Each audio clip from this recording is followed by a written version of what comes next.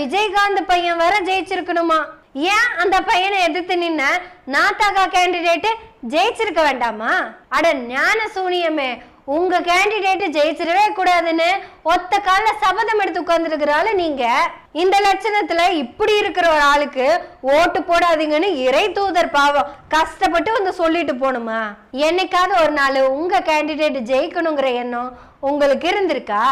அப்படி ஒரு எண்ணம் இருந்திருந்தா பெண்களை டம்மி கேண்டிடேட்டா போடுறதுக்கு பணம் வாங்கியிருப்பீங்களா? பாவி பயலே.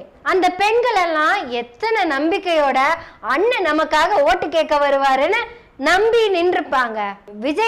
கேப்டன் விஜயகாந்தோட பையன் ஜெயிச்சிருந்திருக்கலாம், அன்புமணியோட வைஃப் ஜெயிச்சிருந்திருக்கலாம். ஒரு நாள் நாத்தக்காரன் ஜெயிச்சிடக்கூடாதுங்கிறதுல எவ்வளவு உறுதியா இருந்திருக்கீங்க.